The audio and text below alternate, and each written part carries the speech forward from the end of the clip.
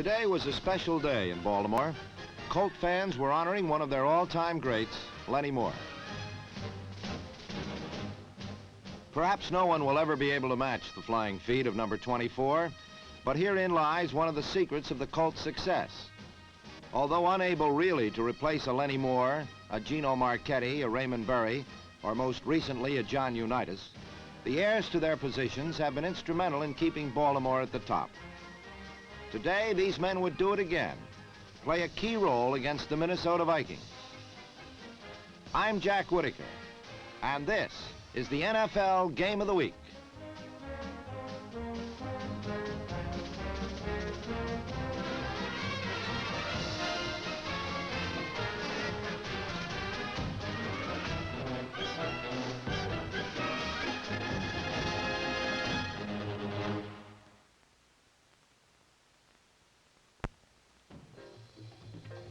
The tone of the game was apparent from the opening kickoff.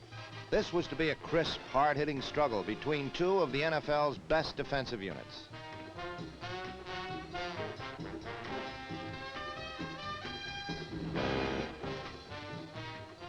Joe Kapp had a touch of the flu, but was starting at quarterback for Minnesota. He had an auspicious debut with a pass good for 13 yards on the first play of the game.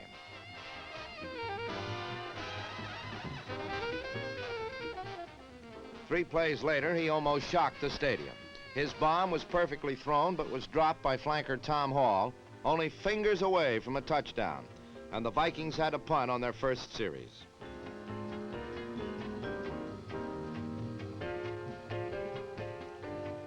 The Viking bomb squad gave Colt returner Timmy Brown the same medicine their man received on the kickoff.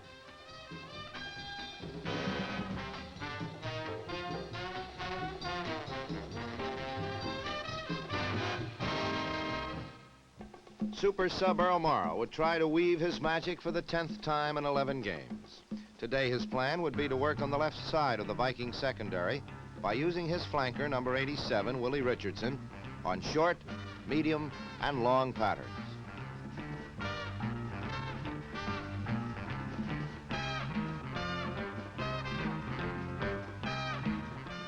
He would also try to run on the Vikings' front line, something few teams have been able to do this season. After rookie Terry Cole got 6, Carl Eller and Jim Marshall stacked him up on third down, and the drive was shut out as a missed field goal followed and Minnesota took over. Number 26, Clint Jones, has been more than an ample replacement for the injured Dave Osborne. His 17-yard run, plus a shot in the mouth worth 15 more, brought the Vikings into Colts territory.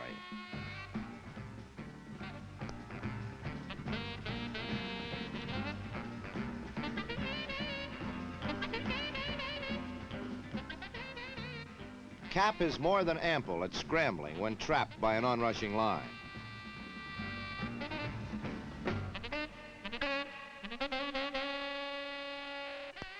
On 2nd and 1, Kapp tried some deception and went for the bomb.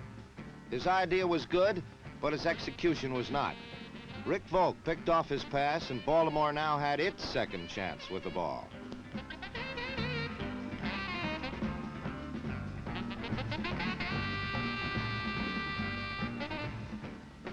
Terry Cole, number 34, is another graphic illustration of Coach Don Shula's depth. Cole is filling in for Jerry Hill and is almost equal in ability. One man who has no equal is the Colts super tight end John Mackey, number 88.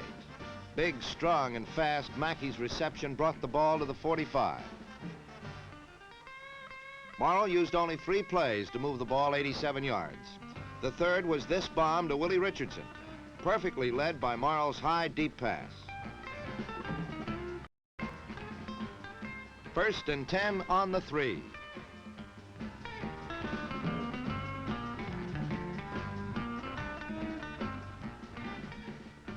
From the 1, Terry Cole's dive seemed to be stopped.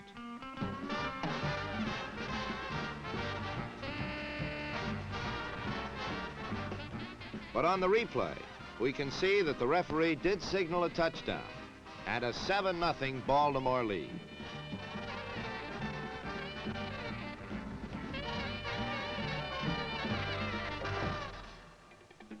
Cap's next series was initially successful.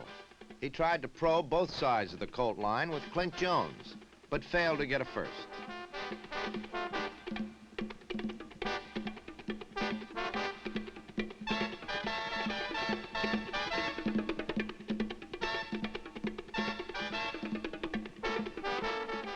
His bruising fullback, Bill Brown, went up the middle and got the first. The Vikings were again past midfield, but again would be unable to salvage even a field goal. Number 78, Bubba Smith, wrapped up Cap for a 7-yard loss.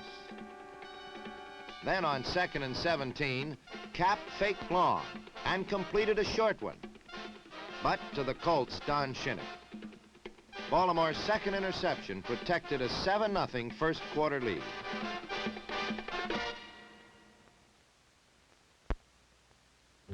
The second quarter began in the same manner as the first, a confrontation between two teams whose defenses have been the main reason for their respective division leading status.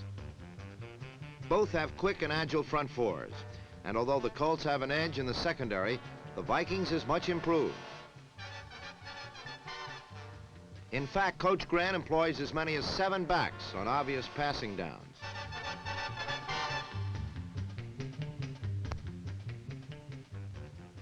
The Colt defense has been more impressive than even Don Shula could have imagined.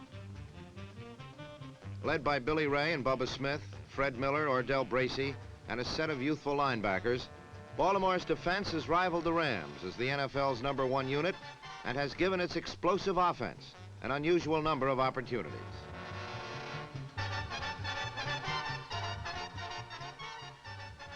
Morrow took one of these opportunities and capitalized on it, as he has done so often. A swing to Cole was good for 4. Cole would have broken for long yardage, but number 81, Carl Eller, here isolated, made a superb recovery to prevent a longer gain. Although Cole gained 70 yards today, the Vikings did contain their other setback, number 41, Tom Matty. But like his injured predecessor, Earl Morrow's bag is the forward pass, and Willie Richardson's bag is catching it. Richardson's first touchdown of the game and his 5th catch of the half, good for 132 yards, gave the Colts a 14-0 lead. Willie is in his 2nd season as a starter and is making a bid for a 2nd straight All-Pro nomination. He, Jimmy Orr, John Mackey, have provided Unitas and now Morrow with one of the best sets of receivers in the game.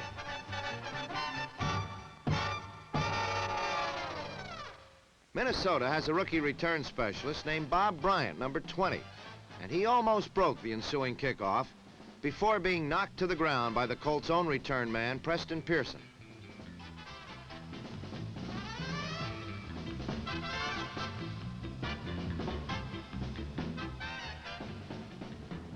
Bubba Smith met Bill Brown with a forearm shot heard round the stadium.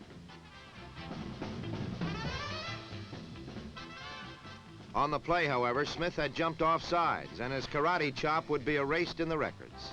Brown would not forget it.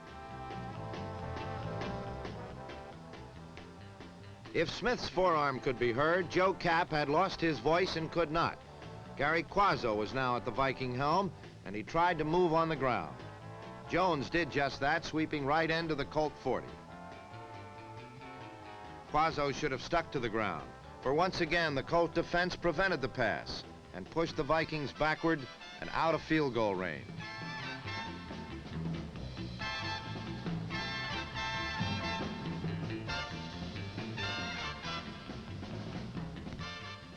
On the last play, 3 of the front 4 bullied their way through the line to throw the quarterback for a 10-yard loss. On 3rd and 35, a draw play was called, but the defense seemed to sense it. Waited and caught Brown on his own 45, and Baltimore took over again, preventing even an attempt at a field goal.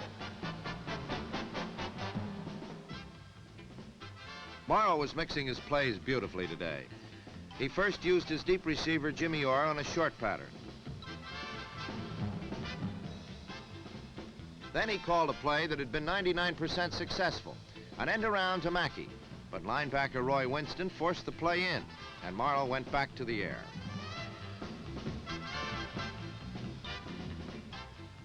His clutch receiver, Willie Richardson, made a great catch to stay in bounds at the Viking 42 with 2 minutes left in the half. Not only was Morrow getting superb protection, but his line was now opening alleys for his setbacks.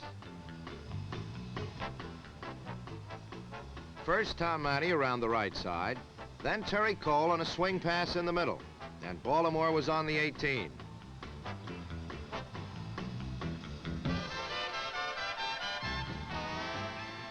Morrow went to Richardson again, and for a second it looked like a score. But McBee made a great save to prevent 6 more points. The Colts had inserted 2 tight ends for the running game, but on 2nd and 10, crossed up the Vikings by sending one of them, number 84, Tom Mitchell, straight down the middle into the end zone. The result, touchdown Colts, an ever-mounting 21-0 lead with a minute to play.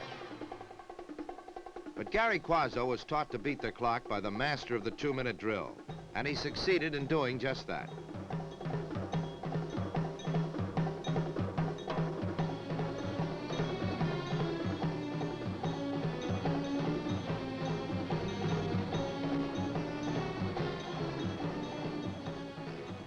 Passes to Gene Washington and Jim Lindsay brought the ball to the Colts 44, and this time he tried to ensure field goal range by running Brown into the middle of the field to set up a 36-yard attempt by Fred Cox.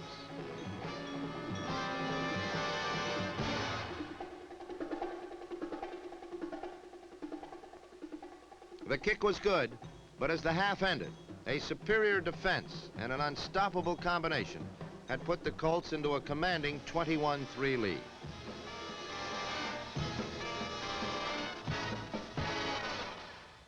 The Colts received the second half kickoff, determined to increase their 18-point margin. But it quickly became apparent the Viking defense had caught fire. Rookie running back Terry Cole discovered he couldn't even get out of his own backfield. Linebacker Wally Hilgenberg neck roped him on one play, and on the next, Roy Winston broke through to catch him from behind. Then the Viking defense forced the first break of the half. Lonnie Warwick tipped Morrow's pass, and number 46, Ursel McBee, picked it off and returned it, showing fine running form, 36 yards upfield.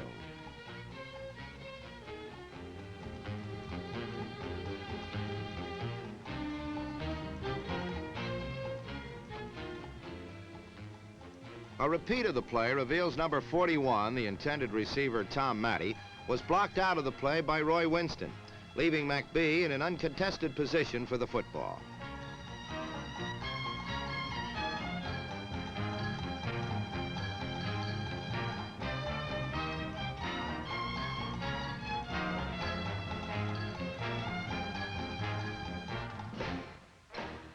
Minnesota now had the ball in excellent scoring position on the Baltimore 26-yard line, but it didn't take long to realize Baltimore's defense was still in the game. Clint Jones was introduced to Dennis Gorbat's 5 other friends in a 2-yard loss. Jim Lindsay, after taking a circle pass, ran into the same ubiquitous gentleman and barely recouped the previous loss. Gorbat's has less success stopping field goals than runners, so Fred Cox was able to put one through the uprights from 37 yards out to make the score 21-6.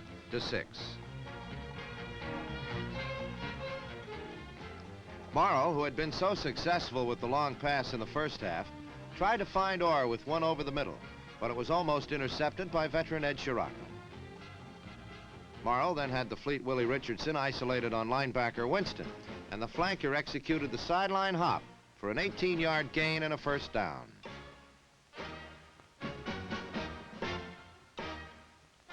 Terry Cole, the rookie from Indiana, who was playing in place of the injured Jerry Hill, drove straight ahead for 6 yards, but a backfield and motion penalty resulted in a 5-yard loss and a protest from head coach Shula and assistant John Sandusky. Cole came right back with the same play, with the same results, a 6-yard pickup. Then a double fake and an end around by huge John Mackey, a former Syracuse University fullback, went for 14 yards,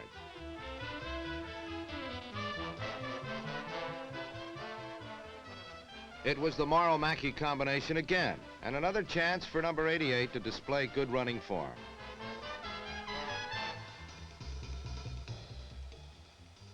Cole, who has been a big boost to the Colts, accepted a hole given by his blocker Dan Sullivan and got half a dozen, just short of the first down. With inches to go and a Viking defense bunched for the run, Morrow, looking like a replica of his famed predecessor Unitas, heaved the bomb goalward, but it was barely underthrown. It was a good call and the pass narrowly missed, but it was here that a small, almost imperceptible change took place in the game. Despite the fact that Morrow got the first down on a quarterback sneak, the momentum had subtly transferred from the Colts to the Vikings. Terry Cole took a swing pass, but despite a stiff arm, safety Paul Krause pulled him down after a minimum gain. Cole followed Tom Matty's interference through left guard for a 5-yard addition. Then, on a 3-and-2 situation, Morrow passed to Jimmy Orr at his goal line and hit Ed Shirachman instead for the second Minnesota interception of the quarter.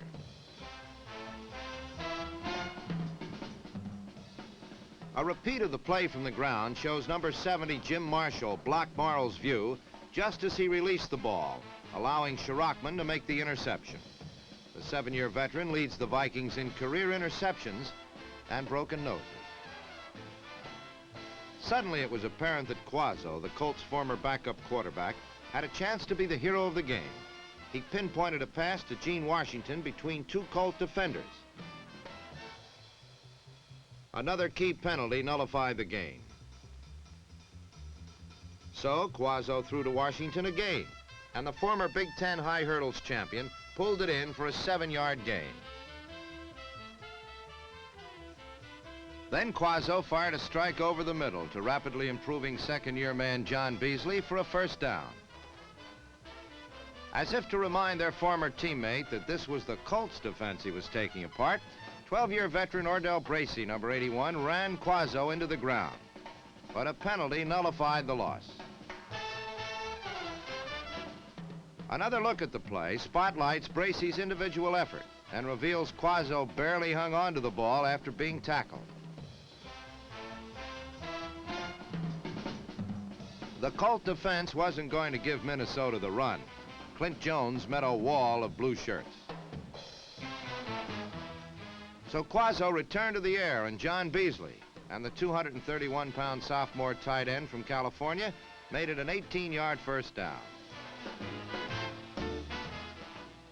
And then took an 11-yard strike for a jolt and another first down.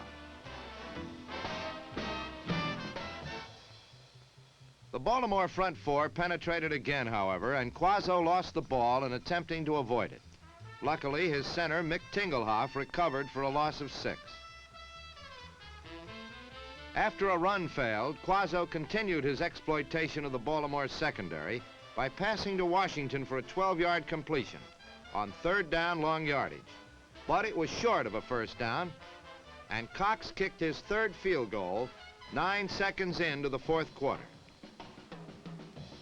The margin had been further reduced, 21-9.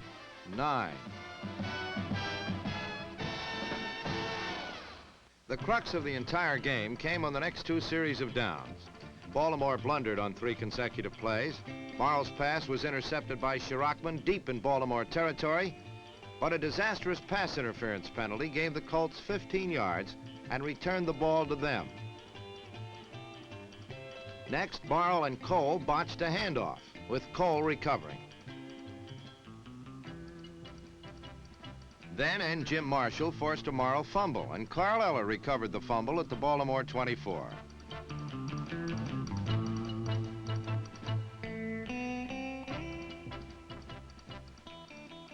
A repeat of the play shows the Viking defensive persistence paid off. Marshall had run into Morrow's arm while he was in the act of passing.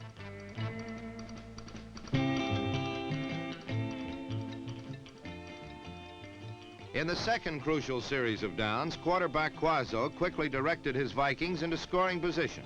He pitched 14 yards to Bill Brown, who had circled over the middle.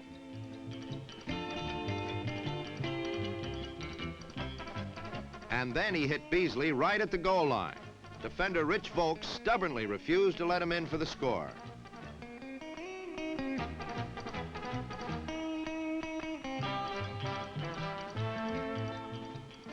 With the ball just 2 feet shy of its goal, the Baltimore defense, which has given up only 13 touchdowns in 11 games, proved its greatness by throwing the powerful Brown back on 2 successive plays and saving the score. The Colts had regained the momentum and preserved their glittering defensive record. Terry Cole, the game's leading rusher, fought his way out of his end zone to the 12-yard line.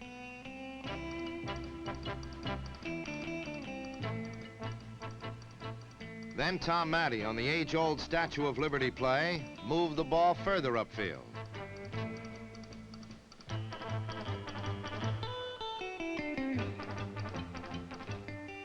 With a little space between he and his own goal, Morrow tried the home run ball to Willie Richardson, streaking down the right sideline. It was incomplete, but Ursel McBee was socked with the dreaded pass interference penalty that gave the Colts a first down and all but put the game out of Minnesota's reach. Here, for your viewing pleasure, we present a portrait of a man in anger. Number 59 is Lonnie Warwick, middle linebacker, defensive leader. And right now, a man who desperately needs a drama coach to curb his overacting.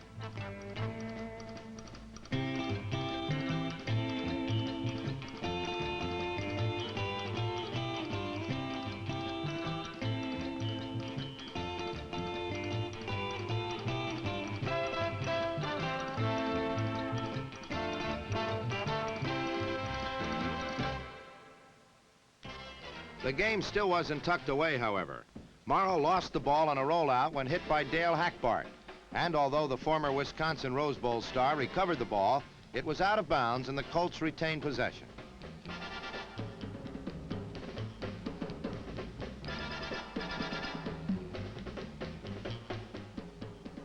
The Vikings got still another chance when punter David Lee inexplicably ran with the ball on 4th and 34.